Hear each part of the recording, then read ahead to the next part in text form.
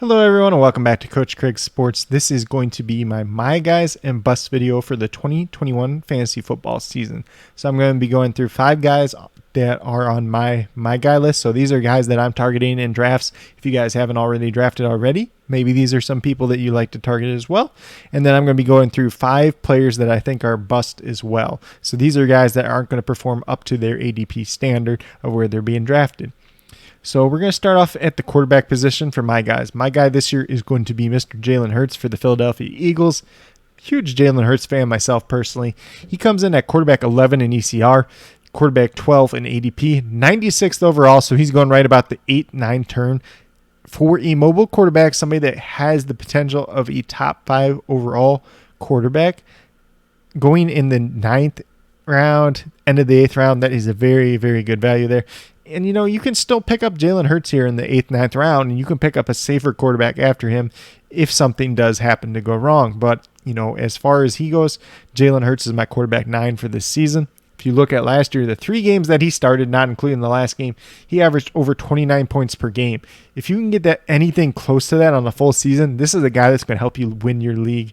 And just a little bit looking in the future, he does play the Atlanta Falcons, who have a very, very poor defense week 1. So we're going to get over to our running back now, and it's DeAndre Swift. And I swear to God, DeAndre Swift's been up in drafts like crazy. I know he's got a little bit of a groin strain going on, but you know the reports are he looks great in practice. We saw David Montgomery have a similar type of injury last year and not miss a single game, not really miss a beat early on in the season. So I have no real concerns with DeAndre Swift here. He comes in at running back 15 in ECR and running back 17 in ADP, 37th overall. So this is the end of the 3rd round, beginning of the 4th round. This is a guy that could be a potential, you know, top 12 running back in PPR, and all these are coming from PPR perspective. I have him as my running back 13 right now in PPR formats. This is a guy last year that finished as running back 18, and he only had 160 touches. He's going to get more carries. He's going to be more involved in the passing game, especially since the Detroit Lions have nobody else to throw the ball to. This is a guy that you want on your team, and if you're getting him in the 3rd round, that is a tremendous, tremendous value. Then we move over to my first wide receiver, and this was somebody that was a little bit lower down in ADP earlier on in the season. Is Corey Davis for the New York Jets. You know, obviously he comes over from the Tennessee Titans. They paid him a lot of money to be there, so he's going to be their wide receiver 1. There's not really a question about that. I know there was a lot of hype over Elijah Moore, 2nd round pick out of Ole Miss, you know, this preseason, especially if you're on Twitter. It seemed like everything he did in practice, he was getting blown up. Take that with a grain of salt, too. He's still a rookie. He's still going to be a slot wide receiver for the most part. And he's playing in practice against the Jets corners, who may be the worst cornerback group in the entire NFL. And Elijah Moore has been dealing, you know, with a little bit of hamstring groin injury. I can't remember which one it is off the top of my head, but he just came back to practice, so he might not even be full go week 1. Now they also have Jamison Crowder, who, you know, was put on the COVID list, so he's been dealing with that, so we'll see how that shapes out for him. Corey Davis, though. Wide receiver 36 in ECR, wide receiver 40 in ADP, 95th overall. So he's going around that same spot as Jalen Hurts. I think he's still a value here. Earlier on in the offseason, you were getting him in like the 11th round, which was just insane value for somebody that put up a wide receiver 30 season last year in 14 games on 92 targets. He's on the Jets now. Like I already mentioned, he's number 1 wide receiver there. He's probably going to get 120 targets. You've seen him and Zach Wilson have very, very good chemistry this preseason. I do not have any doubts about this. He comes in as my wide receiver 27 on the season, and I think he's a guy that could fairly easily finish as in that wide receiver 2 range. Then my other wide receiver is Marvin Jones Jr., wide receiver for the Jacksonville Jaguars. Yes, I know they have DJ Chark and Laviska Shenault, 2 promising young players. DJ Chark had a very strong season 2 years ago, but even in that very strong season, he was very up and down. Seems like he hasn't gotten much praise from the coaching staff. Might be a little bit of tough love from Urban Meyer, but he's also dealing with a finger injury now, has not played a preseason game. Marvin Jones has looked good, had chemistry with Trevor Lawrence in the preseason game. Plus, he's the type of wide receiver that Trevor Lawrence is accustomed to throwing the ball to when he was at Clemson. Marvin Jones is a guy that goes up. He's going to win those 50-50 balls. He's going to get deep over the top, and he's going to score some touchdowns. That's just what Marvin Jones Jr. does. ECR comes in at wide receiver 45, ADP wide receiver 50. This is just mad disrespect for Marvin Jones Jr. 118th overall, so you're getting him essentially at the end of the 10th round, sometimes the 11th round. I have him as my wide receiver 35, so a low-end wide receiver 3. He's going to be that boom-bust wide receiver 3 for you, and I know I'm a Texans fan. He's going to have a huge week 1, because Bradley Roby's still suspended. TJ Chark, coming back from that finger injury. Don't see much from him there. Laviska Shenault going against Desmond King on the slot. Don't really see that as a good matchup. Marvin Jones Jr. could be going up against Vernon Hargreaves, who is a terrible corner when he's on the outside. And that's just Marvin Jones Jr. is going to win that matchup all day. And then just a couple other facts, about Marvin Jones Jr. Last 4 years, these were his fantasy finishes. 10th, 63rd, which he only played about half the year that year, 28th, and 18th. So if you're drafting him at wide receiver 50, you're pretty much returning your value, no questions asked. And he is the guy that they paid to come over here. Darrell Bevell, the offensive coordinator, wanted him there. He's going to be very involved in this offense, and he's going to have a very nice season. And then last but not least, like I already talked about, he does score touchdowns. He has 9 touchdowns in 3 of the last 4 years. And the only year that he didn't was that shortened season where he missed about half the year. So Marvin Jones Jr., high upside play at wide receiver 50 overall. So now we're going to get over to my tight end. And this is a name that a lot of people don't love right now, but he's somebody that we really need to talk about, is Zach Ertz for the Philadelphia Eagles. I know everybody assumed Zach Ertz was going to be traded. He was going to be cut. He was going to be on another team besides the Eagles. It hasn't happened. And he comes in at tight end 21 in ECR, tight end 18 in ADP, 159th overall. So this is a guy you're getting in like the 14th round, 15th round sometimes. This is insane. Sometimes he's not even going drafted. I know in your home leagues, he's probably getting drafted because people know the name Zach Ertz, but there's still going to be the person that got burned last year by Zach Ertz. I don't have that much concern with him. He's still going to be the tight end 1 for the Philadelphia Eagles, as much as people don't like to admit it. He comes in at my tight end number 11. Yes, I know they have Dallas Goedert still, but if you listen to everything from the preseason, Dallas Goedert struggled in camp. He's been struggling blocking, and Zach Ertz is the one that has chemistry with Jalen Hurts. Howie Roseman said Zach Ertz is not going anywhere, so as long as he's on the team, he's going to be the tight end to target on this team. And then, just some quick little facts here. Zach Ertz finished top 6 among tight ends from 2016 to 2019. Obviously, we're just kind of writing last year off. I don't think he's dead in the water. Everybody's writing him off like he's dead in the water. And then top 4 from 2017 to 2019. This is a guy that could return massive, massive value for you. And you can get him, like I said, in the 16th round. And this could be a tight end that you're going to roll out every single week. And pretty much every draft I've been in, I've been grabbing Zach Ertz late in drafts. And usually I try to get one of those top tight ends first, and then I'll grab Zach Ertz as well. So now I have 2 really strong tight ends. Not that I need 2 strong tight ends, but if one of them would go down for whatever reason, I have that flexibility. I have a potential trade chip, and you could potentially flex both of them out. I would not recommend that, but that's a whole nother story. But Zach Ertz is the tight end that I am targeting in 2021. So now that we went through my 5 my guys, just going through them once again, we have Jalen Hurts, DeAndre Swift, Corey Davis, Marvin Jones Jr., and Zach Ertz. So those are my 5 guys for the 2021 season, and we'll get moved over to my 5 bust for the 2021 season. So we're going to move over to quarterback. There's not anybody in the top 12 that I really feel like should not be in the top 12. So this is more somebody that's getting a little bit overdrafted, I believe, and it's Trevor Lawrence for the Jacksonville Jaguars. Did talk about Marvin Jones Jr. I do like him a ton. Trevor Lawrence coming in at QB 15 in ECR, QB 15 in ADP. He's going 128th overall, so that's towards the end of the 10th round. A little too high for a guy that's probably not going to come into your lineup very often. And if you're looking at a 2-quarterback league, a super flex league, he's not a guy I'm really comfortable rolling out as my quarterback 2. I prefer somebody a little bit safer or somebody with a little bit more upside like a Justin Fields, a Trey Lance, rushing upside like that. So Trevor Lawrence, he comes in at quarterback 22 for me. Obviously, there are some concerns with this Jacksonville Jaguars team. I mentioned some of those young wide receivers. That's a good core there. We had Travis Etienne got drafted. It was Trevor Lawrence's buddy, someone he trusted from college. He is done for the season. James Robinson, yes, he did have a very good year last year. We'll see if it keeps up this year. This offensive line is pretty much the same as last year, and it was not that good to start off with. So Trevor Lawrence could be under some pressure. There is no tight end here. I know they just signed Jacob Hollister. Maybe he's a potential sleeper as well. But until we really see it out of Trevor Lawrence, out of this coaching staff, I don't want to risk it at this point. I feel like there's other picks you should be making in this end of the 10th round. If you're in a 1-quarterback league, or if you're in a 2-quarterback league, there's other guys I would prefer to have on my team. Then we moved over to the running back position, and this one is an easy fade for me, and it's a fade that I made pretty much every year he's been in the NFL. Last year, technically, I was wrong, but this is a boom-bust touchdown-dependent running back regardless. And we have Josh Jacobs for the Las Vegas Raiders. Comes in at running back 20 in ECR, running back 21 in ADP. It's going 36th overall in PPR formats. I don't know why. And that's consensus ADP, so he might be a little bit higher on some sites. He might be a little bit lower on other sites.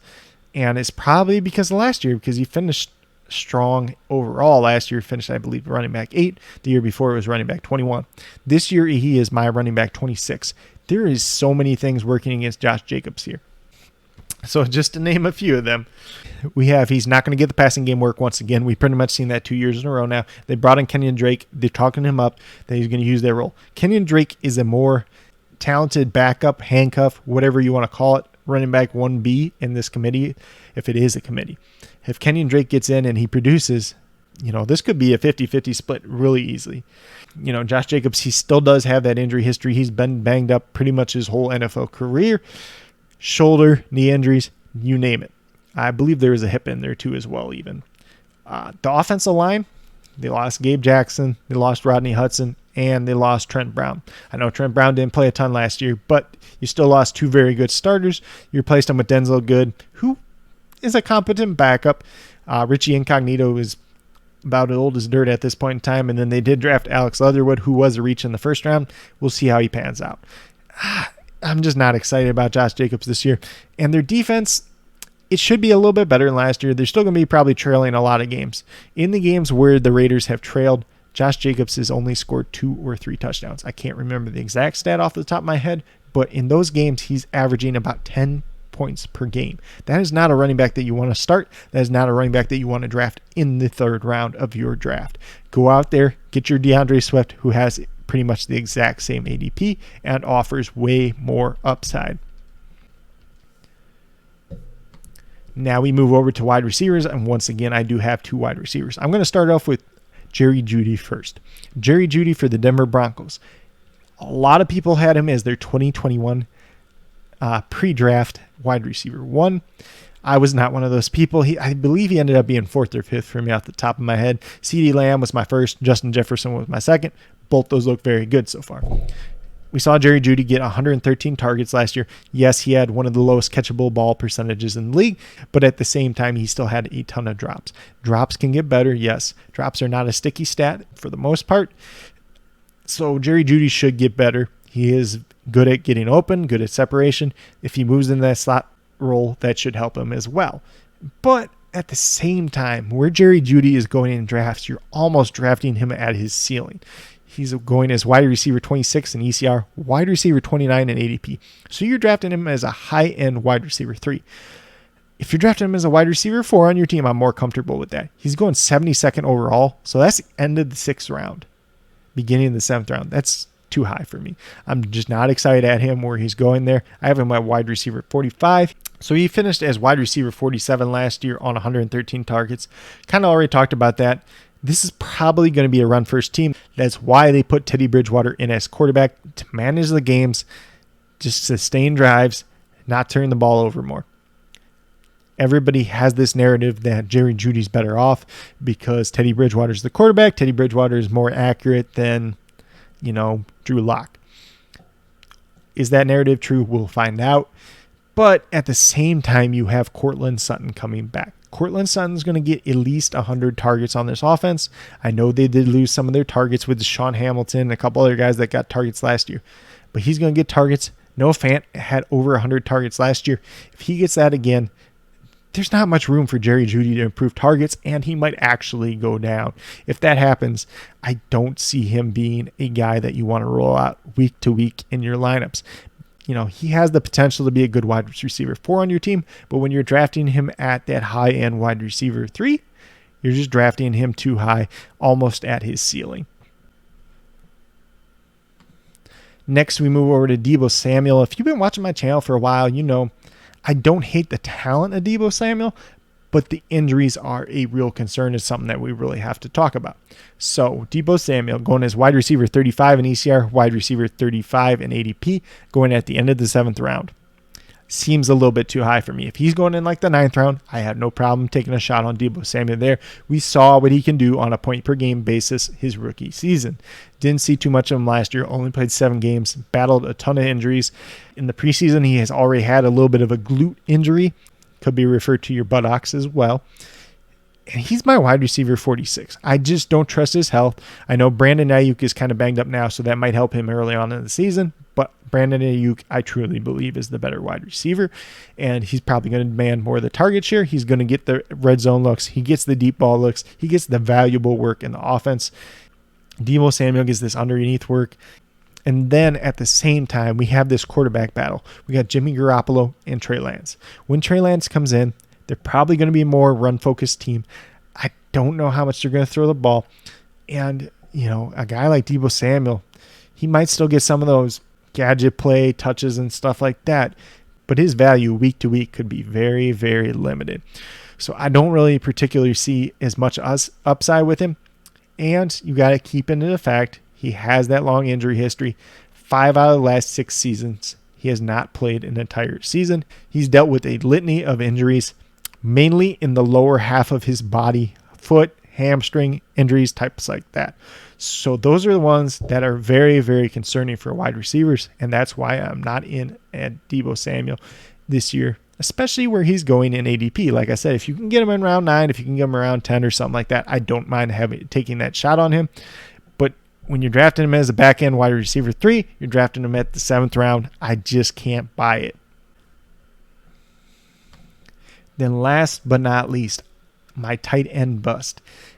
And this is going to sound funny because I have Zach Ertz as my tight end buy, and they're both on the same team.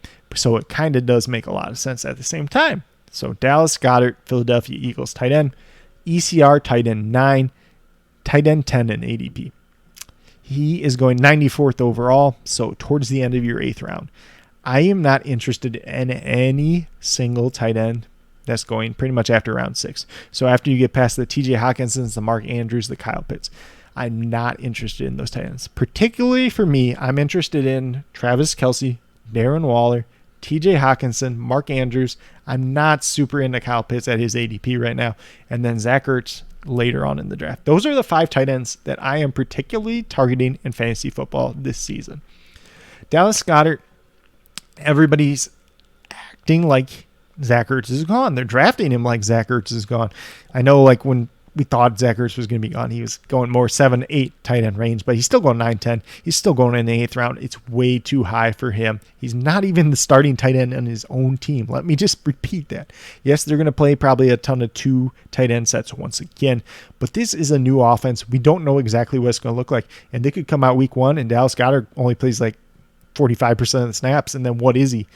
You just took your 8th round draft pick, lit it on fire, and you have nothing to show for it. Why take that risk when you could take a later tight end? You could take a Zach Ertz. You could even take a shot on a guy like Tyler Higbee. You could take a shot on a guy like Jonnu Smith. You could take a shot on a guy like Evan Ingram, who saw a bunch of targets last year that's in line for some regression. And if he gets his drops in line, he could be productive as well. There's so many other guys that I'd rather have on my team than Dallas Goedert, wasting my 8th round pick on him. And, just going back to the last 3 years, the 3 years that he's played in the NFL, finished as tight end 20, tight end 10, and tight end 20. So tight end 10 was his best finish. You're essentially buying him at his ceiling unless something happens to Zach Ertz. If he gets injured, traded, he's not going to get cut. Pretty much Howie Roseman, like I already mentioned in the Zach Ertz part, is said he's going to be on this team. Pretty much unless they get blown away by a trade for Zach Ertz, which means another prominent tight end would have to go down with a major injury. I don't foresee that happening. So Zach Ertz is going to be on this team. He's going to be the tight end 1 for the Philadelphia Eagles in real life. Maybe in fantasy, Dallas Goedert outperforms him, but at the price you have to pay for Dallas Goedert, he is not worth it. I promise you.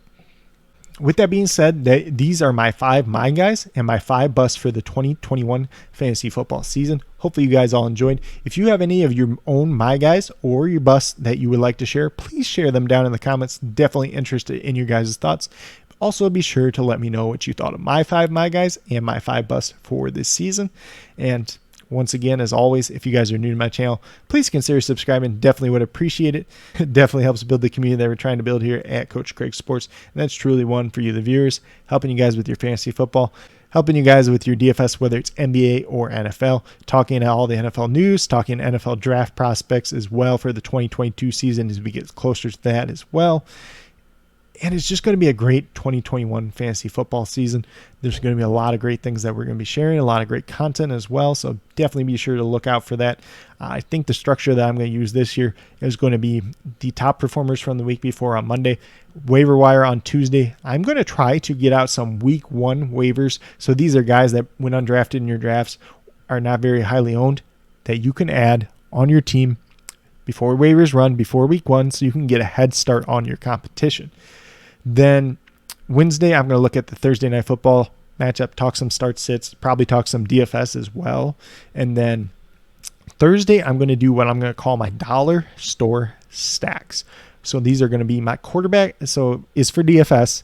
These are going to be cheap quarterbacks that you can pair with a cheap wide receiver, cheap tight end, just stacks that you can build on your team for cheap and allow you to pay up elsewhere for core players with good matchups, players that you know are going to score points for your team. Then I'll go through the starts and sits for every matchup on Friday or Saturday. That one's probably going to end up being Saturday. I might end up doing the dollar store stacks on Friday and then pushing like the DFS content for Thursday or the starts and sits for Thursday to Thursday morning as well. We'll just see how that all works out. Let me know down in the comments what you guys think works best for you guys, because I'm really just trying to, make all this content for you guys and for you to enjoy it and get the most out of it as possible. Then at the same time, if you guys are not aware, I am a additional co-host for the Point After podcast, which is on the TNF network. If you haven't already checked it out, if you haven't already subscribed, go over there. The link's down in the description below. The Point After podcast is hosted by Mr. Julian Barnett. He was one of my recent guests on here when we talked deeper dive into Dynasty. Great individual there. Him, myself, and at Detroit Beastie, Chris Robin, will be talking single game DFS for the Sunday Night Football and Monday Night Football matchups, as well as some Monkey Knife Fight prop bets as well. So definitely some great content. Definitely want to check that out as well. But with that being said, that's all I have for today's video. Hopefully you guys all enjoyed, and I hope each and every one of you has a great rest of your day.